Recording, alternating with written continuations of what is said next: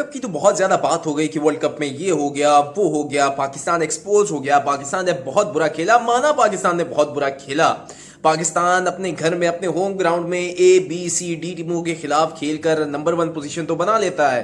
कप्तान हो गए, खिलाड़ी हो गए, अपनी पोजीशंस तो बचा लेते हैं, लेकिन जब आती है मेगा इवेंट्स की या बड़े टूर्नामेंट्स की जब बात आती है तो वहां पर पाकिस्तान क्रिकेट टीम एक्सपोज होकर रह जाती है। क्योंकि ब्रांड जब बात करते हैं तो ब्रांड हमें बड़े टूर्नामेंट्स में ही मिलता है। तो वो इस तरीके से हमने खेला, हालांकि उम्मीदें थी पाकिस्तान से कि पाकिस्तान अच्छा खेलेगा क्योंकि कंडीशंस सिमिलर थी, पाकिस्तान की हिसाब की कंडीशंस थी, लेकिन पाकिस्तान उन कंडीशंस में नहीं चल सका।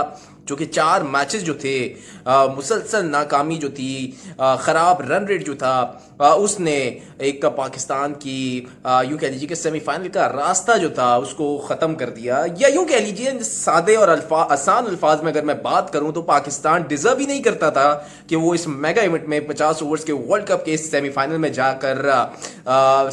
जाकर खेले। तो अब बात होती है कि सेमीफाइनल में पाकिस्तान गया नहीं गया, वो तो एक अलग बहस है। और 50 ओवर्स के फॉर्मेट में अब पाकिस्तान का अगला मुकाबला कब है और पाकिस्तान की वनडे सीरीज कब आ रही है, क्योंकि बहुत ज्यादा बात हो रही है कप्तानी के हवाले से। बाबर आजम कप्तानी हटाने वाले हैं, बाबर आजम नहीं छोड़ना चाहते कप्तानी, बोर्ड हटाना चाहता है।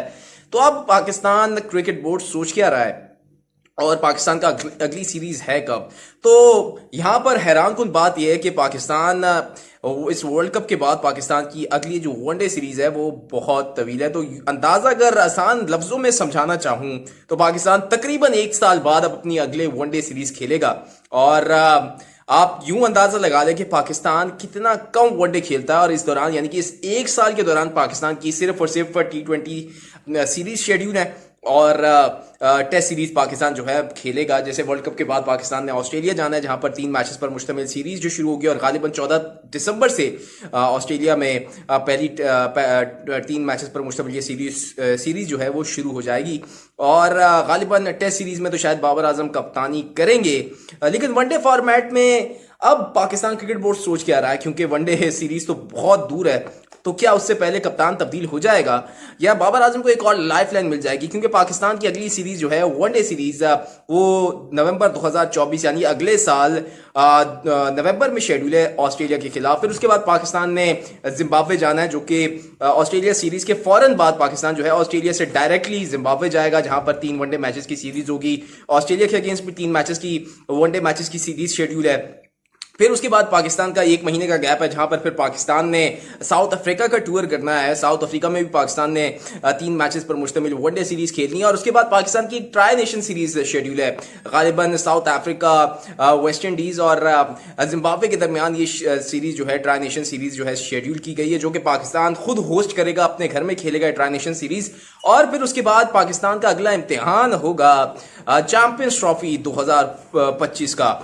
उससे पहले भी एक सीरीज शायद रख ले Pakistan cricket board, south Africa के अगेंस्ट शायद पाकिस्तान जायज टूर करे साउथ अफ्रीका का।